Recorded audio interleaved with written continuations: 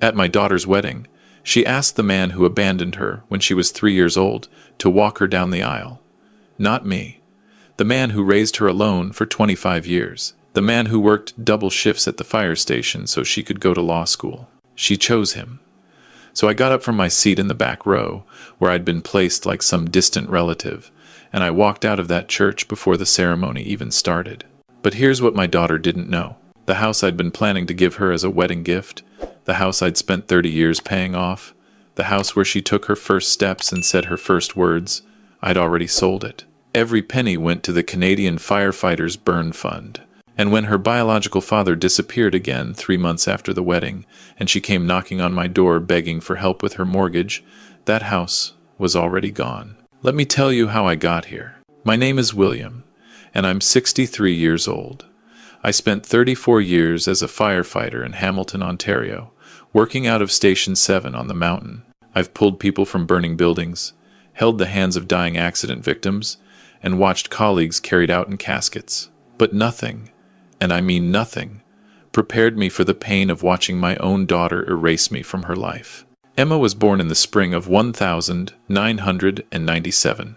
Her mother, Christine, was 24, and I was 35. We'd been married for 2 years, and when they placed that tiny girl in my arms, I swore I would give her the world. I remember her eyes. These big brown eyes, looking up at me like I was the center of the universe.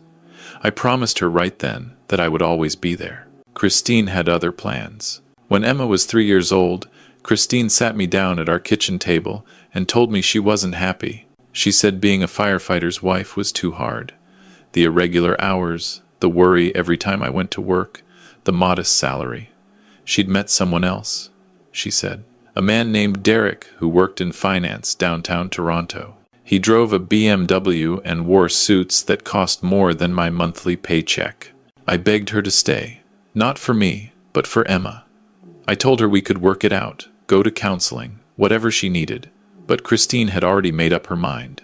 She packed her bags, kissed Emma on the forehead, and walked out the door. Here's the part that still makes my blood boil after all these years. She didn't take Emma with her. She said, and I quote, Derek isn't ready for kids. Maybe when she's older. Maybe when she's older. Like our daughter was some inconvenient piece of furniture that didn't match her new lifestyle. The divorce was finalized 6 months later. Christine got weekend visitation rights, but she rarely used them. Once a month, maybe. Sometimes she'd go 2 or 3 months without seeing Emma at all. Derek didn't like having children around, she explained. It disrupted their social calendar. So I raised Emma alone. Do you know what it's like to be a single father working as a firefighter? Our shifts were 24 hours on, 48 hours off. On the days I worked, I had to find childcare. My mother helped when she could, God rest her soul, but she was getting older and had her own health problems. I burned through babysitters, daycare costs, and every favor I could call in from friends and family. But I made it work, because that's what you do when you're a parent. I was there for Emma's first day of kindergarten at Chidoki School. I was there when she lost her first tooth and insisted the tooth fairy leave a note. I was there for every parent-teacher conference, every school play, every soccer game in the rain. I learned to braid hair from YouTube videos. I burned 100 pancakes before I figured out the right temperature. I sat through more Disney movies than I can count, and I didn't complain once. When Emma was 8, Christine moved to Vancouver with Derek. The visits dropped to twice a year, if that. Phone calls became sporadic. Birthday cards arrived late or not at all.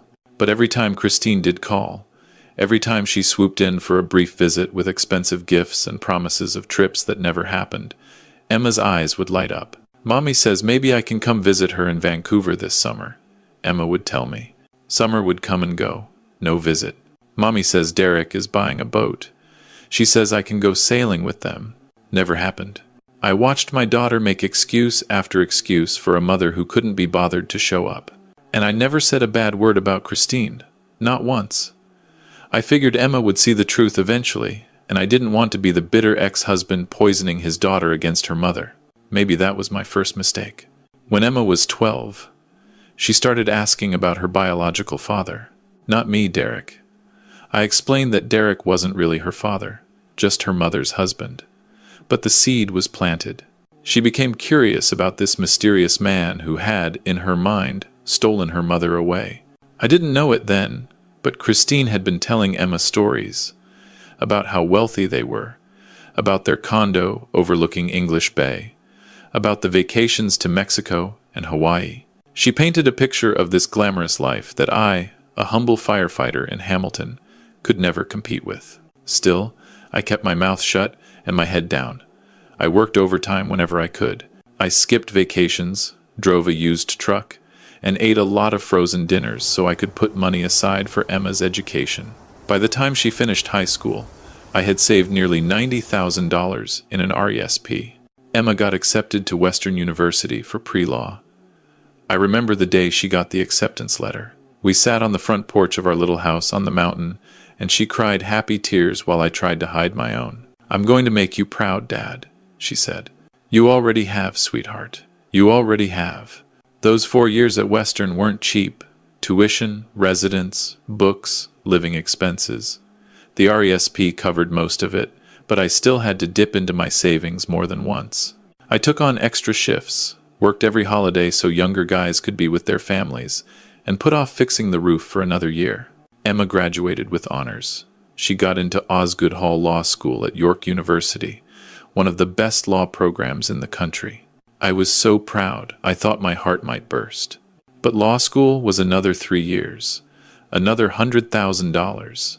I refinanced the house I'd bought when Emma was a baby, the house where she'd grown up. I added $60,000 to my mortgage at 55 years old, knowing I'd be paying it off well into retirement. But it was worth it. It was all worth it.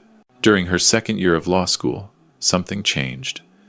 Emma started talking about Derek more often, calling him by his first name with a familiarity that made me uncomfortable, mentioning trips to Vancouver that I hadn't known about. "Derek has these amazing connections in the legal world," she told me over dinner one night. "He knows partners at all the big firms." "That's nice," I said, trying to keep my voice neutral. "He says, when I graduate, he can introduce me to people who can really help my career." I wanted to say that I'd introduced her to people too, that half the guys at Station 7 had lawyers, accountants, doctors in their families who would bend over backwards to help a firefighter's daughter. That connections weren't everything, but I just nodded and asked if she wanted more salad. That Christmas, Emma went to Vancouver instead of coming home. First time ever. She said Derek and Christine were taking her to Whistler for a ski trip, and it was a once-in-a-lifetime opportunity. "I'll be home for New Year's, Dad," she promised. She wasn't. The calls became less frequent after that, the visits shorter.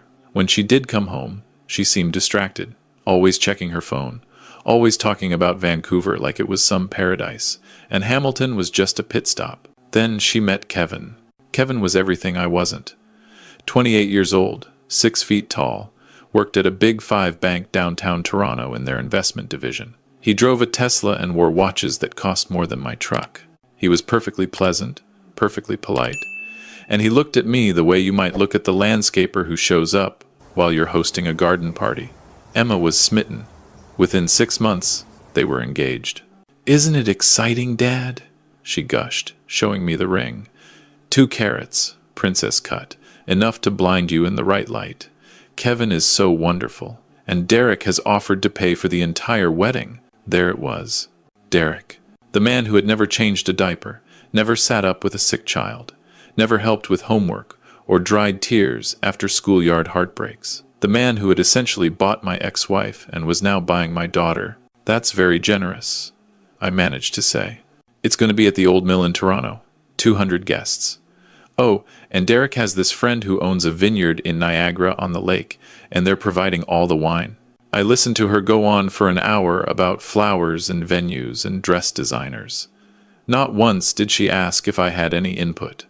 Not once did she mention what my role would be. Finally, I asked, "So, walking you down the aisle, I assume that's still my job?" Emma's face did something I'll never forget. It sort of froze, then melted into what I can only describe as pity. "Dad, I need to talk to you about that." My stomach dropped.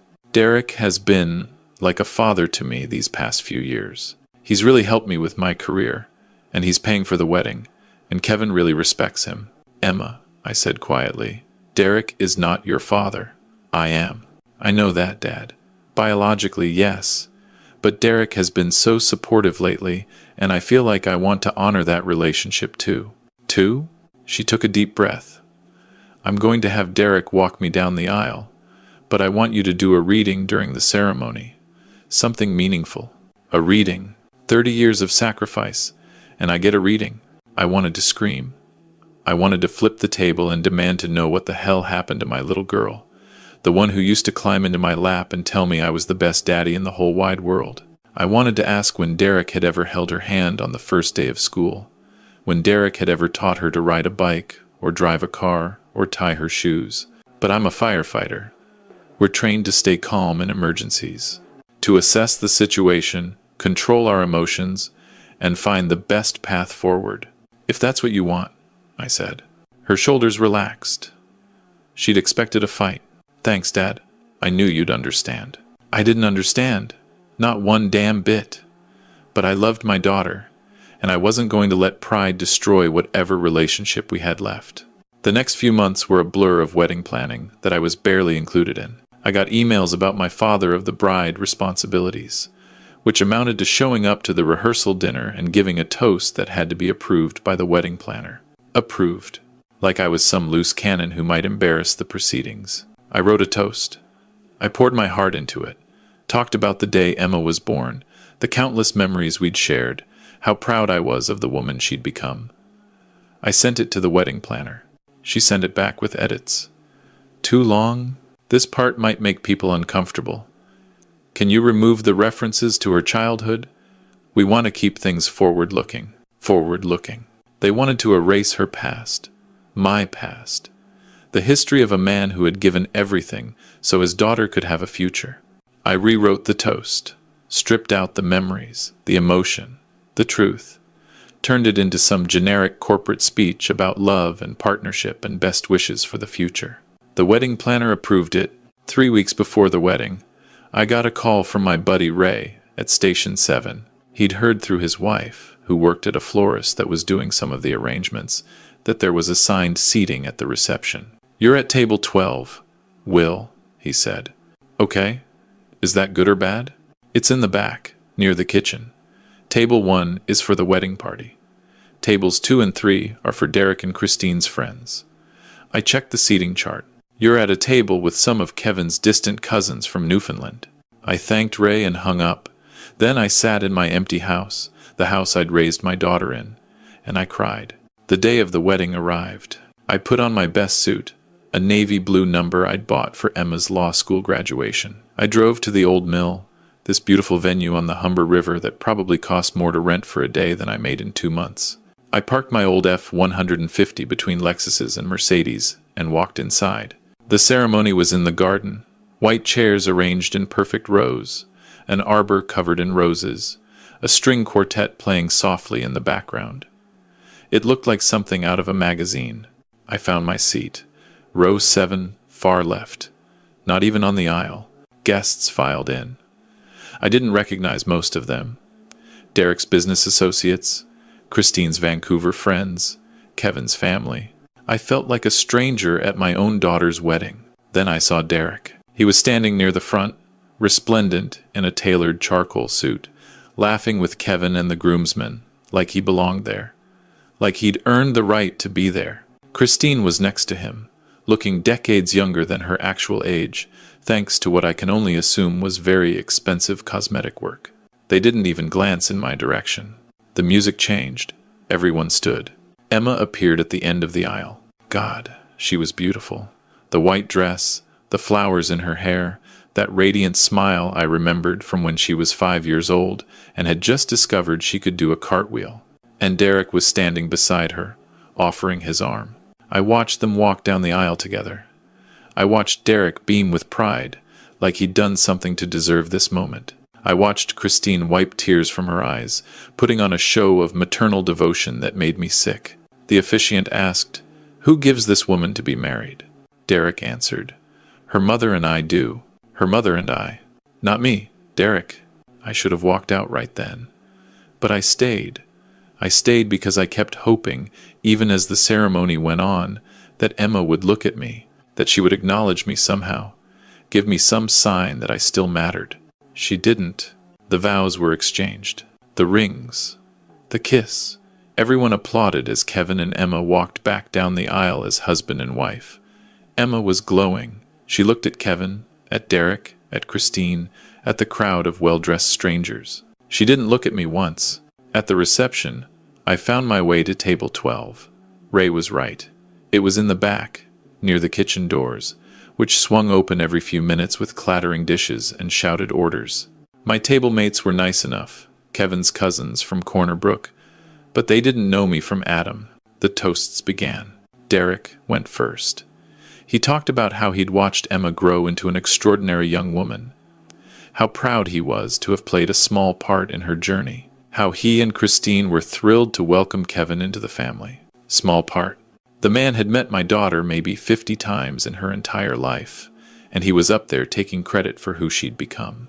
The crowd ate it up. Laughter, applause, raised glasses. Then it was my turn. I walked to the microphone, my approved toast in my trembling hand. I looked out at the crowd, at my daughter sitting at the head table between Kevin and Derek, and something inside me broke. I couldn't do it. I couldn't stand there and pretend that everything was fine. I couldn't deliver some sanitized, corporate-approved speech that erased 30 years of my life. So I went off script. "Emma," I said, my voice steadier than I felt, "I want to tell you about a night you probably don't remember. You were 6 years old. There was a fire at the Dofasco plant, and I was on duty. I was inside the building when part of the roof collapsed. I got pinned under a beam. While I was lying there, not sure if I was going to make it out, all I could think about was you, about who would braid your hair, who would make your breakfast, who would tell you everything was going to be okay when you had a bad dream." The room had gone quiet. Emma's face was unreadable. I made it out that night. Broken collarbone, second-degree burns on my arm. But I made it out because I wasn't done being your dad. You needed me. I paused, looking at my daughter's eyes. I've spent 30 years trying to give you everything. Not the things that money can buy. I couldn't compete there. But the things that matter. Time, presence, love. I worked double shifts so you could go to Western. I refinanced my house so you could go to Osgood. I was there for every scraped knee, every broken heart, every triumph and failure. Derek was whispering something to Christine. Kevin was frowning. "I wasn't invited to walk you down the aisle today. That honor went to someone else. I've been seated in the back, near the kitchen, like a caterer who happened to wander in. And I've been asked to give a toast that was edited by a wedding planner, to make sure I didn't say anything too emotional or too real." Emma's face had gone pale. "So here's my toast, the real one. Emma, I love you. I have always loved you. I will always love you. But today, I realize that love isn't always enough. Sometimes you raise a child, give them everything you have, and they still choose the people who gave them nothing. I hope you have a wonderful marriage. I hope Kevin makes you happy. But I won't stand here and pretend that this day isn't breaking my heart." I set down the microphone and walked out. I didn't run. I didn't slam any doors. I just walked, steadily and calmly, past the stunned guests, past the kitchen, past the valet station, to my old truck in the parking lot. I drove home, still wearing my navy suit, and sat on my porch until the sun came up. Emma didn't call that night, or the next day, or the day after that. A week later, I got a text. Not a call, a text. "Dad, that was really inappropriate. You embarrassed me in front of everyone. Kevin's family thinks you're unstable. I need some space." Space. I gave her space. I didn't call, didn't text, didn't reach out. If she needed time to see things clearly, I would give her all the time in the world. A month passed, then 2. I heard through Ray that Emma and Kevin had bought a house in Oakville. A big place, 4 bedrooms, nice neighborhood. I also heard that Derek had put up the down payment. Of course he did. Meanwhile, I was sitting alone in my house in Hamilton, the house I'd been planning to give Emma as a wedding gift, the house I'd spent 30 years paying for. I'd been holding on to it, thinking maybe after things settled down, I could sign it over to her, a peace offering, a reminder that some things can't be bought. But as the weeks went by, something shifted in me. I started to see things clearly. Maybe for the first time. I'd spent my whole life sacrificing for people who didn't appreciate it. First Christine, who left me for a richer man. Then Emma, who had chosen that same man's legacy over me. I'd been so focused on giving that I'd forgotten to ask whether the people I was giving to actually valued what I offered. The answer, it seemed, was no. So I made a decision. I called a realtor. The house sold in 3 weeks. Hamilton's market was hot, and a young couple offered me $680,000, well over asking. After paying off the remaining mortgage, I was left with almost $400,000. $400,000. A lifetime of work, converted to a number in a bank account. I thought about what to do with it. I could keep it, use it for retirement, travel a little, enjoy whatever years I had left. That would be the sensible thing. But I wasn't feeling sensible. I called the Canadian Firefighters Burn Fund, explained who I was, that I wanted to make a significant donation. The woman on the phone almost dropped the receiver when I told her the amount. "Sir, are you sure? That's an extraordinary gift." "I'm sure. I want it to go to kids, specifically, kids who've been burned in fires, who need surgeries, rehabilitation, support, kids who need someone to show up for them." We set up the donation. I stipulated that it would fund a new program called the Rebecca Mitchell Memorial Fund, named after a little girl we'd lost in a house fire back in 2003. I'd never forgotten her. She was 7 years old, same age as Emma at the time. We couldn't save her. Her parents never recovered. The fund would help other families, other children, people who needed help and had no one to give it. The paperwork was signed 3 months after Emma's wedding. I moved out of the house and into a small apartment near Gage Park. It was modest, but it was enough. I had my pension, my memories, and for the first time in decades, a sense of peace. 6 months after the wedding, I got a call from an unknown number. "Dad?" It was Emma. Her voice sounded different, smaller. "Emma, Dad, She paused. "Can we talk?" I waited. Something happened. With Derek. I should have felt vindicated. I didn't. I just felt tired. What happened? It came out in a rush. Derek's company had been under investigation for securities fraud. The RCMP had raided his offices 2 months ago. His assets were frozen. He was facing criminal charges and up to 15 years in prison. Christine had filed for divorce immediately. Apparently her love had limits, and those limits were reached when the money disappeared. "She's staying with a friend in California," Emma said. "She won't even return my calls." "I'm sorry to hear that. Kevin and we're in trouble, Dad. Derek gave us the down payment for our house, but now the bank is calling it in. They're saying the money was proceeds of crime. We might lose everything." I closed my eyes. We went to Kevin's parents for help, but they're not wealthy. They can't cover a mortgage that size, and I don't know who else to turn to. "So you're calling me." "Dad, please. I know I messed up. I know the wedding was. I know I hurt you, but I'm your daughter, and I need help." There it was. The moment I'd imagined 100 times. My daughter, finally realizing that the man with the big promises and the bigger checkbook was a fraud, coming back to the father who had actually been there. "Emma, do you remember the house I grew up in? The one on the mountain?" "Of course. I lived there until I went to university. I was going to give you that house. As a wedding present. I'd been planning it for years. I thought, when you got married, I'd sign it over. Give you a real foundation for your new life." "Dad." Her voice was hopeful. "I sold it, Emma. 4 months ago." Silence. "What?" After the wedding, after everything that happened, I realized something. That house represented my whole life's work. 30 years of sacrifice, overtime, missed vacations, and I was going to give it to someone who sat me in the back row of her wedding and had another man walk her down the aisle. "Dad, I'm so sorry about that." I was confused. Derek and Mom had been filling my head with, I know they manipulated you. But Emma, you're not a child. You're a grown woman with a law degree. You knew what you were doing. You made a choice. I made a mistake. Yes, you did. More silence. What did you do with the money? From the house? I donated it. You donated it? All of it. Almost $400,000 to the firefighters' burn fund. It's helping kids now. Kids who've been injured in fires. Kids who need surgeries and therapy and support. I heard her breath catch. There's a little girl in Peterborough who's getting facial reconstruction surgery next month, covered by the fund. A teenager in Thunder Bay who lost his hands. He's getting prosthetics that will let him play hockey again. A family in Windsor whose house burned down. They're getting help rebuilding. Dad, that's a lot of money. It is. And it's going to people who need it. People who don't have anyone else. But I need it. I'm your daughter. You are. And I love you.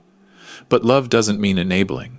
You chose to build your life on Derek's money, not mine. You chose his name at your wedding, his seat at your table, his arm to walk you down the aisle. Those choices have consequences. She was crying now. I didn't know he was a criminal. I thought he was successful. Emma, the warning signs were always there. A man who could buy your mother but couldn't be bothered to know you as a child, who threw money at you when he wanted something but never once showed up when you actually needed help. That's not success. That's just greed with a nice suit. What am I supposed to do? You're a lawyer. You have a good education that I paid for, by the way. A real one, not bought with dirty money. You have skills. You'll figure it out. Will you help me? I am helping you. I'm telling you the truth. Something Derek and your mother never did. She was quiet for a long moment. Can I come see you? Not to ask for money. Just to talk? I thought about it. The anger was still there, buried under layers of exhaustion and grief. But underneath all of it, she was still my daughter. I'm at an apartment near Gage Park now. I'll text you the address. She came the next weekend. I barely recognized her at first. The polished, confident woman from the wedding was gone. In her place was someone who looked tired, uncertain, a little bit broken. She reminded me of the girl I used to carry on my shoulders through the Hamilton waterfront trail. We sat on my tiny balcony, drinking coffee, watching the park. Dad, I need to tell you something. I waited. After the wedding, after you left, Derek took me aside. He was furious. He said you were an embarrassment, that your little speech had made everyone uncomfortable. He said I needed to cut ties with you completely if I wanted to be part of their world. And you listened. I did. For a while. But then, she set down her coffee. I started to remember things I'd pushed away, like how you used to wake up at 4 a.m. to make my lunch because you had an early shift. How you'd read me the same bedtime story 50 times because I loved it. How you never once made me feel like a burden, even when I know I must have been. You were never a burden, Emma. I know that now. Derek made me feel like I was, like I owed him for everything he did, but he didn't do anything, did he? He just wrote checks. Writing a check isn't love. No, it isn't. I'm so sorry, Dad, for the wedding, for the seating chart, for the aisle, for all of it. I was so blinded by what I thought I wanted that I forgot what I already had. I looked at my daughter, really looked at her, and I saw myself in her eyes. The same stubbornness, the same pride, the same capacity for making mistakes and learning from them. I forgive you, Emma. She broke down then, really cried, the way she used to when she was little and the world felt too big. Thank you. I don't deserve it. Probably not. But I didn't raise you to deserve things. I raised you to earn them. And you're going to earn your way back. It won't be easy. I'm not going to bail you out financially. You and Kevin are going to have to figure that out yourselves. I know, but I'll be here. For coffee, for talks, for the hard stuff that actually matters. She reached over and took my hand. That's all I want, Dad. That's all I ever really needed. We sat there for a long time, father and daughter, watching the leaves turn colors in the park below. It's been 2 years since that day on the balcony. Emma and Kevin lost the house in Oakville. They couldn't keep up with the mortgage, and when Derek's assets were seized, the bank called in the loan. They moved to a small rental in Burlington, much more modest, much more real. Kevin lost his fancy job at the bank too. Turns out a lot of his connections came through Derek, And when Derek went down, those connections dried up. He works at a credit union now, makes about half what he used to. But he stuck with Emma through all of it, which told me something about his character that his Tesla never did. Emma took a job at a small firm in Hamilton. Family law, mostly. Divorces, custody battles, the messy stuff that big firms don't want to touch. She says it's humbling work, but meaningful. She gets to help people on the worst days of their lives. Derek got 12 years. I read about it in the paper. Securities fraud, money laundering, a whole litany of charges. Christine divorced him before the ink was dry on the verdict. Last I heard, she was trying to rebuild her image as a life coach in Los Angeles. Some people never learn, but Emma did. She comes to visit every week now. Sometimes Kevin joins her. We have dinner together, usually something I've cooked because they're still learning. She asks about the guys at Station 7, most of whom have retired by now. I tell her about my volunteer work with the Burn Survivors Support Group. Last month, she asked if she could see the Rebecca Mitchell Memorial Fund in action. I took her to a fundraiser in Toronto, where she met some of the kids the fund has helped. There was a little boy there, 8 years old, covered in scars from a house fire that took both his parents. He's getting therapy, surgeries, a chance at a normal life. Emma cried when she met him.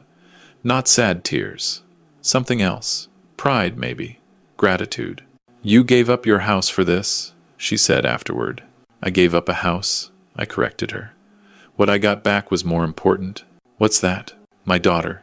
She hugged me then, right there in the parking lot. And for the first time in years, it felt like we were back where we started. Not perfect, but real. Not rich, but whole. I'm 65 now. The pension keeps the lights on. And my apartment is warm in the winter. I don't have a house to leave behind. But I have something better. A legacy of service. A daughter who finally understands what matters. A fund that helps kids who need it most. At my daughter's wedding, she chose someone else to walk her down the aisle. She let a man who had done nothing take credit for everything.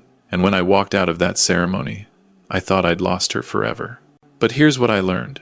Sometimes you have to let go of what you thought you wanted to find, what you actually need.